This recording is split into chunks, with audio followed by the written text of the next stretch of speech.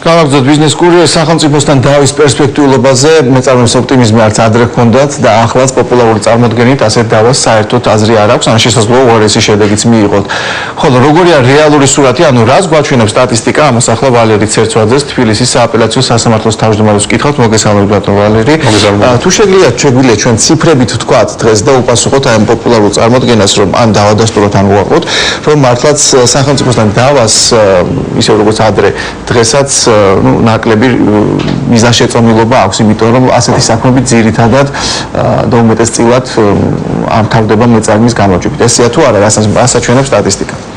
ნამდვილად ვერ დაგეთანხმებით იმაში, რომ მიზანშეწონილი არ არის და აზრი არ აქვს სახელმწიფოსთან დავას სასამართლოში, უფრო მეტიც მე გეტყვით, რომ განსხვავებით ძალიან ბევრი განვითარებული უცხოური ქვეყნისგან, სადაც სახელმწიფო სასამართლოში იგებს 90-დან 95%-მდე სასამართლო დავების, ჩვენ შემთხვევაში შესაძლებელია თამამად აღნიშნოთ და სტატისტიკური ინფორმაცია მოსახლეობას გავაცნოთ და ვთქვათ, რომ 40-დან 50%-მდე სასამართლო დავების სწორედ მეწარმეთა სასარგებლოდ ეს არის ვთქვათ კეთილი მოსამართლეების მიზეზი თუ იმის გამო ხდება, რომ ვთქვათ იგივე საგადასახადო ინსპექტორები შეცდომებს უშვებენ. მე გეტყვით, რომ უპირველეს ყოვლისა ეს არის არა თქვათ კეთილი მოსამართლეების დამსახურება, არამედ ობიექტური მოსამართლეების დამსახურება და რა თქმა უნდა ხშირ შემთხვევაში მეწარმის წარმატება გამომდინარეობს იქიდან, რომ საგადასახადო ინსპექტორმა შეცდომა დაუშვა და არაკვალიფიცირებულად დააჯარიმა ან თქვათ რაღაც შესაბამისი საურავი დააკისრა მას. როდესაც ჩვენ ვსაუბრობთ ამ სტატისტიკაზე, თქვათ 40-60%-ის წინააღმდეგ, ანუ მეწარმეთა სასარგებლოდ 40%, ეს არის ის დინამიკა, რომელიც აქამდეც იყო, თუ ეს აი ბოლო დროის ტრენდია, ასე რომ ვთქვათ. ნამდვილად არ იყო ეს ასე, მეწარმეთა ასე თქვათ ოპტიმიზმი სასამართლოში სწორედაც რომ წინა წლებში ნამდვილად არ შეინიშნებოდა, დღეს აგერ ჩვენ სიუჟეტიც ვნახეთ, რომ სრულად ოპტიმისტურად არის განწყობილი მეწარმე და ასეთი მეწარმეები ჩვენ ძალიან ბევრი გვყავს, სწორედ ამას მეტყოლებს ის 40-დან 50%-მდე და უკანასკნელ პერიოდში თავისთავად ცხადია, რომ სასამართლოში საქმეთა განხილვის ხარისხი, კვალიფიკაცია და ობიექტურობის ხარისხი გაცილებით ამაღლდა და სწორედ ამან გამოიწვია ის, რომ მეწარმეებს უფრო მეტი შანსი აქვს და უფრო მეტი, ასე თქვა, წარმატების იმედი უნდა ქონდეს. მეორე საკითხია, თქვა, რამდენად რთული პროცესია ეს, რამდენად გრძელი ხანგრძლივი პროცესია და აქედან გამომდინარე ფინანსურად რამდენად მძიმე ტვირთია საწარმოსთვის დავა, თქვა, საგადასახადო სტრუქტურასთან. ტიპის შემთხვევაში ან გასაშუალებულ შემთხვევაში რა დრო ჭირდება ესეთი დავის გადაწყვეტას? დამეთანხმებით, რომ სასამართლო დავის წარმოება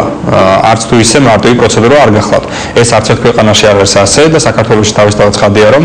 რთულია სასამართლოში საქმის წარმოება, თუნდაც იმის გათვალისწინებით, რომ თითოეულ მხარეს და განსაკუთრებით მოსარჩენელ მხარეს მართებს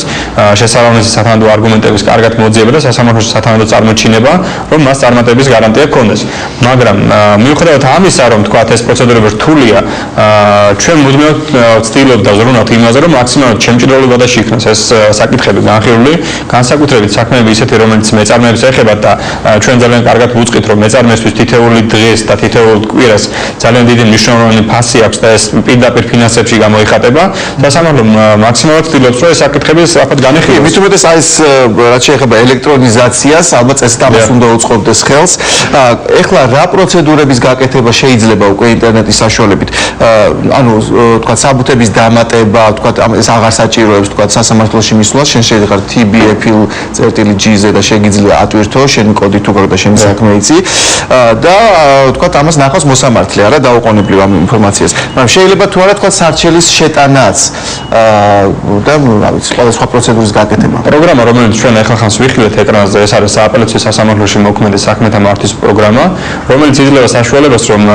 სასამართლოში მოდავან მხარეებს სახელიდან გაუსვლელად მიაწოდოს ნებისმიერი ინფორმაცია, რაც კი მათ სასამართლო პროცესთან შეიძლება აინტერესებდეთ. თუ კი ადრე ამისათვის მათ ჭირდებოდა თქვა სასამართლოში ნაცნობი, ან თქვა სასამართლოში არაერთხელ მოსვლა და არეკვა, დღეს სახელიდან გაუსვლელად ინტერნეტის მეშვეობით ისინი ამ ინფორმაციას იღებენ, მათ სპეციალური უნიკალური კოდი აქვს და ამ კოდის მეშვეობით შედიან საიტზე ნახულობენ და უფრო მეტი ჩვენ ვფიქრობთ, რომ კიდევ უფრო გავუმარტივოთ მათ ვითარება და თუ კი ისინი მიუთითებენ ელექტრონული პოსტის მისამართს და მე მოუწოდებ მათ, რომ მიუთითონ თითოეულ საქმეზე ეს მისამართი და თავიანთი მობილური ტელეფონის ნომერი, ჩვენ ჩვენ თვითონ გავუგზავნეთ ინფორმაციას თუ კი რა შეიცვალა მათ საქმეში და ნებისმიერ ასეთი სიახლეს ისინი ინფორმირებული ვიქნებიან და რაც შეეხება თქვა საქმეს რომ ამ პროგრამის მეშვეობით შეიძლება თუ არა სარჩელის ელექტრონული წარმოდგენა დღესდღეობით პროგრამა იძლევა ამ საშუალებას სარჩელი ელექტრონულად იქნას წარმოდგენილი ჩვენ სპეციალური სასარჩელო ფორმები შევიმუშავეთ რომელზეც აქვს იმის ოფცია რომ პირდაპირ აიტვირთოს სასამართლოს საიტზე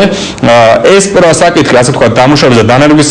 სტადიაზე და ჩვენი უახლოესი პერსპექტიული გეგმა გახავთ ის რომ ძალიან მალე დავერგოთ ჩვენ ელექტრონული სარჩელის მიღება ელექტრონული სარჩელის მიღებას დაერთვება ასევე ის რომ ყველა დოკუმენტაცია რომელიც საქმეში არის დართული ყველაფერი ელექტრონული ფორმით იყოს ასახული და ორივე მხარეს უკვე ელექტრონულად მიუწვდომას ხელი და მოსამართლობა მე მგონი საბოლოოდ რომ სასამართლო პროცესზეც ვიდეო თვალის საშუალებით იქნება შესაძლებელი მონაწილეობა ჩვენ მისულები ვართ აქამდე ჩვენ საკალათო სასამართლოში უკვე პილოტური პროექტი დავიწყეთ და ეს სისხლის სამართლის საქმეებზე იქნება ვიდეო თვალის მეშვეობით ჩვენ შეგვიძლია დავკითხოთ პატიმარი ციხიდან და ეს სისტემა გვინდა დავნებოთ მთელი საქართველოს მასშტაბით არა მხოლოდ სისხლის სამართლის დიდი მადლობა დაველოდებით პრაქტიკაში ვნახოთ როგორ ეს განხორციელდება